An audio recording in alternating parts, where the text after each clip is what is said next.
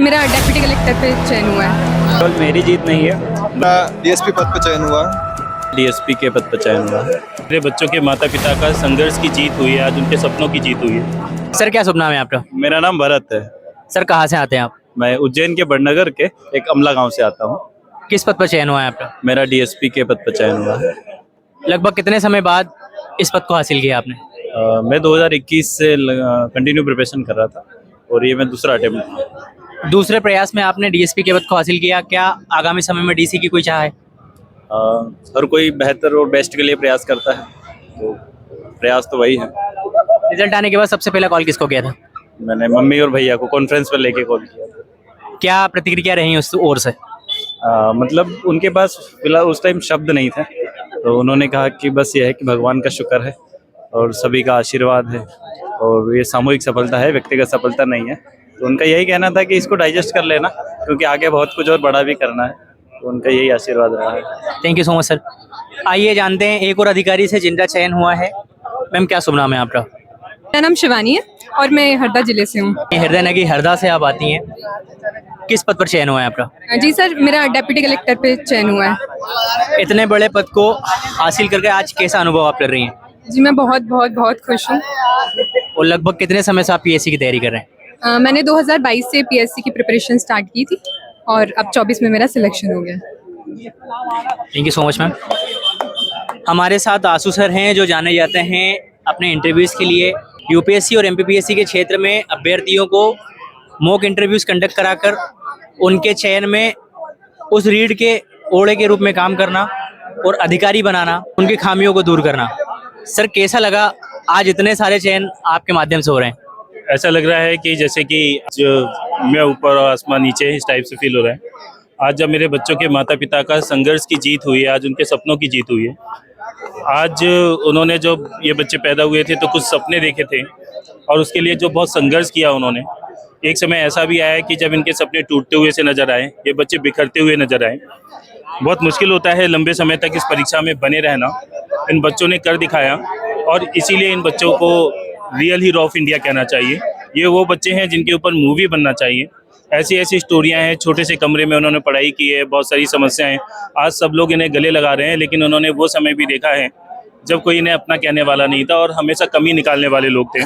तो डेफिनेटली सत्य परेशान हो सकता है लेकिन पराजित नहीं हो सकता है, ये मेरे बच्चों ने कर दिखाया है।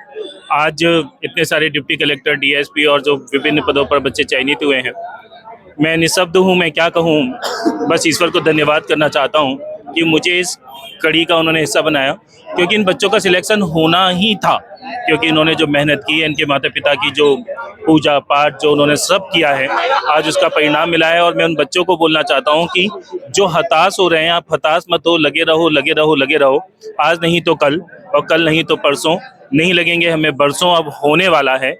बस आप तैयार हो जाओ और इनकी तरह अब हमारा भी सिलेक्शन होने वाला है। सर क्या उम्मीद है आगामी समय 2023 के रिजल्ट्स भी 1-2-4 दिन में आने वाली की उम्मीदें हैं, उसमें लगभग कितना आंकड़ा आप मानकर चल रहे हैं कि मेरी अंडर गाइडेंस इतने अधिकारी मैं और देने वाला हूँ? आज 96 में से 25 से अधिक बच्चे पास हुए हैं, तो 25% से अधिक रिजल्ट आया है। तो मेरा ऐसा मानना है कि 2023 में बहुत सारे पोस्ट हैं। परसेंटेज भले इतना होगा लेकिन वहाँ पर 100 के आसपास बच्चे हों, ऐसा मैं मानता हूँ। जो भी बच्चे हों सब अच्छे अच्छे कार्य करें आगे चलकर भविष्य में, और युवा पीढ़ी के लिए एक मार्गदर्शन का रूप में आगे बढ़ें। तो ये थे आशुतोष ओझा सर जो एमपीपीएससी और यूपीएससी के मॉक इंटरव्यूज कंडक्ट कराते हैं और बच्चों की परेशानियों को दूर करते हैं, उनकी खामियों को दूर करते हैं। आइए जानते हैं अन्य अधिकारी से जिनका चयन हुआ है। क्या शुभ नाम है सर आपका? अखिलेश मीनार है। सर कहाँ से आते हैं आप? मैं धार जिले की सरदारपुर तहसील से, दसाई ग्राम से। किस पद पर चयन हुआ है आपका? मेरा डीएसपी पद पर चयन हुआ है। और लगभग कितने समय से आप पीएससी के इस दौड़ में बने हुए हैं? लगभग मैं 3-4 वर्षों से तैयारी कर रहा हूँ। 2022 में मेरा चयन जीएसटी इंस्पेक्टर पे हुआ था और 2024 में मेरे को डीएसपी मिला है। आज कैसा लग रहा है असिस्टेंट सुपरिटेंडेंट ऑफ डायरेक्टर बनकर? तो गौरवान्वित करने वाला पल है। राजपत्रित अधिकारी बन के बहुत खुशी और बहुत गौरवान्वित करने वाला महसूस हो रहा है। स्वयं को गौरवान्वित करने वाले ये पल जब आपने आज उस चयन सूची में अपना नाम देखा तो पहला प्रतिक्रिया आपकी क्या थी?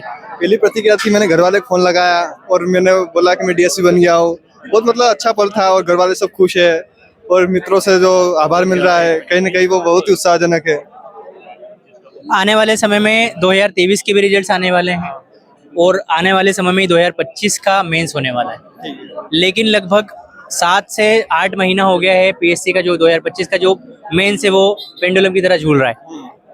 उसको लेकर क्या प्रतिक्रिया है आपकी कि अभ्यर्थी को अगर 3 महीने बाद भी अगर या 4 महीने बाद भी मेंस होता है तो कैसी अपनी तैयारी को रखना चाहिए? मुझे लगता है कि मेंस में बेहतर करने का अच्छे विकल्प होते हैं, और मेंस अगर डिले हो रहा है तो बच्चे को मेंस को बेहतर करना चाहिए। अगर मेंस बेहतर करेगा तो उसके इंटरव्यू में अगर कम नंबर भी मिलते हैं तो कहीं ना कहीं उच्च पद पर चयनित होने के अधिक चांस रहते हैं। तो मेरे को लगता है कि उनको मेंस की तैयारी अच्छे से करनी चाहिए। आपके इस चयन में आपके दोस्तों की क्या भूमिका रही? मेरे दोस्तों की मैं जो ग्रुप स्टडी जो हमने की थी उसकी बहुत महत्वपूर्ण भूमिका थी। कहीं ना कहीं उनसे ग्रुप डिस्कशन होता था, वे गलतियां बताते थे, हम स्वयं टेस्ट सीरीज लिखते थे, उनका मूल्यांकन एक दूसरे से करते थे, तो कहीं ना कहीं उसका अधिक लाभ मिला और आज मैं इस पोस्ट पर चयन हुआ हूँ मेरा। Thank you so much sir हमसे बात करने के लिए। आइए एक और अधिकारी से हम जानते हैं। गर्व और गौरव का विषय ये मैं बता दूं कि दोनों ही भाई हम निमाड़ के क्षेत्र से आते हैं। मैं खंडवा से आता हूं तो भाई साहब खरगोन से आते हैं। तो निमाड़ की उस तपोभूमि से निकलकर शुभम भैया यहाँ तक आप पहुंचे, और आज लगभग 3 या 4 वर्षों से मैं आपको जानता हूँ। उस समय में मैंने आपके संघर्ष को देखा। आज डेप्यूटी कलेक्टर 4th रैंक, कैसा अनुभव आप कर रहे हैं? अनुभव इस प्रकार है कि मुझे मतलब अभी भी विश्वास नहीं हो रहा है कि मतलब मेरे जैसे सामान्य व्यक्ति को इतना बड़ा पद पर मिला। मेरा लगातार 6ठा इंटरव्यू था, हर बार सिलेक्शन नहीं हो रहा था, तो कहीं ना कहीं हताशा थी, निराशा थी, और मन में था कि एक छोटी मोटी कोई पोस्ट मिल जाए। लेकिन इतने बड़े पद पे चयन हुआ, इसके लिए मैं ईश्वर का, अपने माता पिता का, सभी का बहुत बहुत धन्यवाद करना चाहता हूँ। आपके संघर्ष के समय को शुभम भैया हमने देखा है। आपने लाइब्रेरी में 2 बजे रात को भी बैठकर अपनी इस सेटिंग को बनाया। लगातार टेस्ट सीरीज के माध्यम से आपने बच्चों को भी गाइडेंस दी है। जैसे मैंने भी कई बार आपसे संपर्क साधने का प्रयास किया, मेरी भी आंसर राइटिंग के लिए भी मैंने आपसे बात की। आने वाले समय में 2025 का अगर मेंस अगर होने वाला है 2 या 3 महीने में, जैसी अगर संभावना अगर बनती है, उसको लेकर आपकी क्या स्ट्रेटजी हो सकती है? उसके लिए मुझे ऐसा लगता है जैसे मेरी कुछ कमियां भी रही थी। एक तो मेन है कि पेपर अटेम्प्ट होना चाहिए, आपकी स्पीड अच्छी होनी चाहिए, और समय पर क्वालिटी पूर्वक पेपर होना चाहिए। साथ ही जैसे मैं हिंदी मीडियम हूँ तो मुझे ट्रांसलेशन में दिक्कत आती थी। 10 से 15 नंबर वहाँ हम पीछे हो जाते हैं सीधे, तो कहीं ना कहीं मुझे वो बाधा भी लग रही थी अपने इसमें, इसलिए मैंने सुधार भी किया। मेरा 25 का मेंस भी था, तो हमें कुछ चीज़ों पर, इन चीज़ों पर ज़्यादा ध्यान देना चाहिए मेरे हिसाब से। एक तो मेन लिखने पर, बाकी जो हिंदी वाला ट्रांसलेशन वाला पोर्शन है उस पर। आज समाज का नाम आपने ऊंचा किया, गुजर समाज से आप आते हैं। क्या किसी वरिष्ठ मंत्री का या किसी वरिष्ठ समाज जन का किसी का फोन आया जिसने आपके अंतर्मन को प्रभावित किया हो कि नहीं, इस व्यक्ति का फोन आज कैसे आ गया? ऐसा कुछ हुआ? चूँकि अभी तो मुझे फ़ोन उठाने का मौका नहीं मिला है, और इस प्रकार का फ़ोन यदि आया है तो मुझे अभी जानकारी नहीं है, मैं देखूंगा उसे। माता पिता की क्या प्रतिक्रिया रही? लगभग 7 से 8 वर्ष आपको इस तैयारी में हो गए, उसके बाद इतने बड़े पद को हासिल करने के बाद आपकी माता के पहले शब्द क्या थे? माता पिता को तो मतलब स्वप्न जैसा लग रहा है।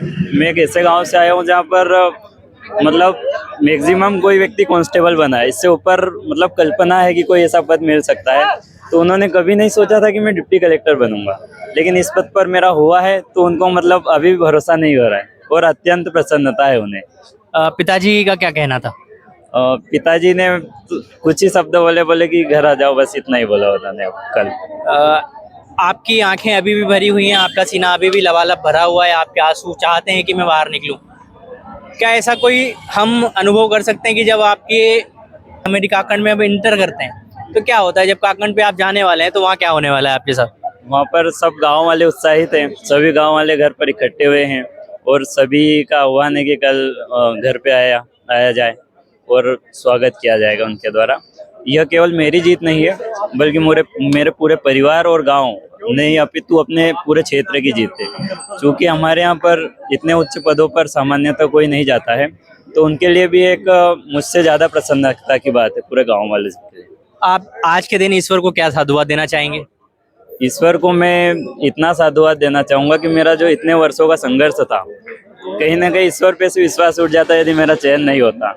और ईश्वर को मैं धन्यवाद देना चाहता हूँ कि चयन हुआ तो ऐसे पद पर हुआ कि मुझे अब डबल फॉर्म नहीं भरना पड़ेगा। इसलिए मैं ईश्वर का बहुत बहुत आभारी हूँ, और सब जो भी मिला है वो ईश्वर की देन ही मानता हूँ मैं। तो ये थे शुभम गुर्जर जी, जिनका चयन डेप्यूटी कलेक्टर के पद पर हुआ है। ये खरगोन से आते हैं, खरगोन के एक छोटे से ग्राम से आते हैं, ये संघर्ष की कहानियां हैं जो बोलाराम के क्षेत्र में बुनी जाती हैं और कई संघर्षों के बाद एक मुकाम हासिल होता है और उस मुकाम का नाम होता है डेप्यूटी कलेक्टर। आपका नाम भी उस चयन सूची में होगा। सिर्फ लगातार तैयारी करते रहिए, बने रहिए इस दौड़ में। जय हिंद, जय भारत। Thank you.